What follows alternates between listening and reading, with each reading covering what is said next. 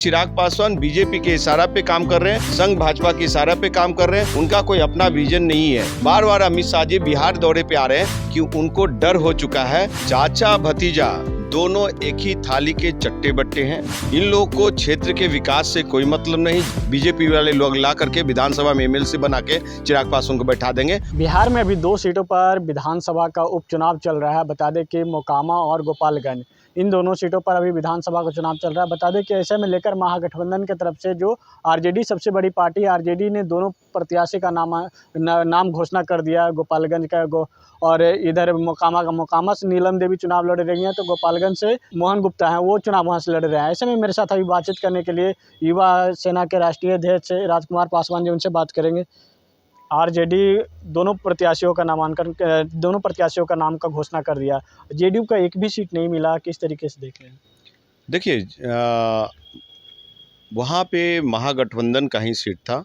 महागठबंधन में आरजेडी दोनों प्रत्याशी उतारे हैं, तो कहीं न कहीं समर्थन तो नीतीश कुमार जी का भी है। और नीतीश कुमार जी चुनाव वहाँ से लड़े ना लड़े मायने नहीं रखता है। अभी सबसे बड़ा चीज़ है कि देश का प्रधानमंत्री और देश का जो 56% युवा नौजवान बेरोजगार बैठे हुए, नीतीश जी को उसका चिंता है। और जो बिहार की हालात है और देश में जो कुव्यवस्था फैला हुआ है, वैसे स्थिति में नीतीश कुमार जी पूर्ण रूप से फोकस कर रहे हैं। ये देश के प्रधानमंत्री और 2024 की तैयारी में लगे हैं। वो उम्मीद है नीतीश कुमार जी को सारे विपक्ष पार्टियां एकजुट कर उनको प्रधानमंत्री को उम्मीदवार बना सकते हैं। एकदम बनाना चाहिए। और ख़ास करके बिहार के जितने भी छोटी पार्टियां हैं, हम जैसे छोटी पार्टियां हैं, उन्हें पार्टी और दलगत से ऊपर उठ करके और नीतीश कुमार जी को समर्थन देना चाहिए। ये नहीं कि पानी पी पी करके कोसे। और चिराग पासवान जो लगातार नीतीश कुमार जी को छोटा दिखाने में लगे हुए हैं, और अभी अभी आप लोग के चैनल के माध्यम से ही सुनने को मिला कि वो जेडीयू अगर गोपालगंज उतारती है तो जेडीयू के खिलाफ वो अपना उम्मीदवार उतारेंगे। तो अरे भैया चिराग पासवान जी, आप देश का सबसे बड़ा चिराग पासवान किनके इशारों पे काम कर रहे हैं? कहीं अमित शाह के इशारे और प्रधानमंत्री मोदी के इशारे पे काम नहीं कर रहे? क्या जेडीयू जहां चुनाव प्रत्याशी का घोषित करेगा, वहां हम अपने भी प्रत्याशी से आगे करेंगे? जिस तरीके से विधानसभा का भी चुनाव में समय में देखा, क्या ये दोनों उपचुनाव में तो अब महागठबंधन के प्रत्याशी घोषित हुआ दोनों तरफ से, आरजेडी के? वही मैं कहने जा रहा था कि अरे भैया चिराग पासवान जी, आप देश के सबसे बड़े मंदिर लोकसभा के सांसद हो और वहाँ पे बैठ करके आप छोटी राजनीति कर रहे हो। भैया आपको बता दूं कि चिराग पासवान अगर सवाल ही पूछना है तो नरेंद्र मोदी से क्यों नहीं। देश के 56% युवा नौजवान लोग बेरोजगार बैठे हुए हैं। आज महंगाई का क्या आलम है। आपने अगर अपने 8 साल के संसदीय काल में अगर कोई ऐसा रोल मॉडल पेश किया है, नीतीश कुमार जी को छोटा दिखाओ कि हमने ये पेश किया, बिहार के पटल पे ये होगा। बिहार फर्स्ट बिहारी फर्स्ट से काम नहीं चलेगा। ये बिहार फर्स्ट बिहारी फर्स्ट कुछ भी नहीं है। ये परिवार फर्स्ट और चिराग फर्स्ट है। आपको बता दूं कि चिराग पासवान कहीं नहीं दिखते हैं। आपको अगर मान लिया कि गोपालगंज पे आप सोच रहे थे, तो आप गोपालगंज और मोकामा में क्यों नहीं? ये ललन सिंह कौन है? वही ललन सिंह है कि 2015 में 1500 वोट से हारे थे और लोजपा के टिकट पे लड़े थे, और आज वो बीजेपी के उम्मीदवार हैं। तो कहीं ना कहीं चिराग पासवान बीजेपी के इशारा पे काम कर रहे हैं, संघ भाजपा के इशारा पे काम कर रहे हैं। उनका कोई अपना विजन नहीं है। 2-4 लोग जो 4 चुपड़ी के साथ हैं, वही लोग जो लिख करके देते हैं वही बोलते हैं। उनकी तो अपनी एकेडमिक सही है नहीं, और वो बिहार की बात करते हैं। देखिए, नीतीश कुमार जी बिहार का ही नहीं देश का महामानव है, और नीतीश कुमार बिहार का सेकेंड अम्बेडकर है। जो बीजेपी काम नहीं कर पाई, जो लालू प्रसाद यादव नहीं कर पाए, जो रामविलास पासवान जी नहीं कर पाए, वो अम्बेडकर जी के विचारधाराओं को पंचायती राज में नीतीश कुमार जी लाने का काम किया। अनुसूचित जाति जनजाति महिलाओं को आरक्षण देने का काम किया। आपको बता दूं कि पासवानों की जहां तक बात है, तो पासवानों को आपको बता दें, यहाँ पे सबसे बड़ा पार्क इको पार्क जो है वो उनके कुल गुरु कुल देवता राजा सहलेश का पार्क है। तो उनको कुछ नहीं पता है चिराग पासवान जी की। ऐसी सिर्फ बिहार के युवा नौजवानों को दिग्भ्रमित कर रखे हैं। आपको बता दूं कि नीतीश कुमार जी के नेतृत्व में पानी मिला बिहार को, बिजली मिला, रोड मिला, आपको बता दूं हर घर जल नल योजना मिला, और बहुत सारी चीज़ें मिला। यहाँ पे अगर विकास नहीं हुआ, देखिए जो जंगल राज की बात करते हैं, आज जंगल राज नहीं है, सुशासन राज है। क्राइम घटनाएं तो होती रहती है, आप दिल्ली, बॉम्बे, कलकत्ता, मद्रास देखो, इससे ज़्यादा घटनाएं होती है। लेकिन हाँ, हम उस घटना पे अंकुश लगाएंगे। नीतीश कुमार जी से आपके चैनल के माध्यम से कहते हैं कि हमारी आवाज़ जहाँ भी नीतीश कुमार जी की, अच्छा उनके पदाधिकारी लोग सुन रहे हो, तो ये बिहार में ये जो लगातार क्राइम की घटनाएं होती है, उस पर अंकुश लगाया जाना चाहिए। कल अमित शाह जी बिहार के दौरे पर आए थे, योगी आदित्यनाथ भी, उन्होंने कहा था कि नीतीश कुमार जो कहते हैं समाजवादी के नेता, वो कुर्सीवादी नेता के जाने जाते हैं, कुर्सी के लिए कुछ भी कर सकते हैं।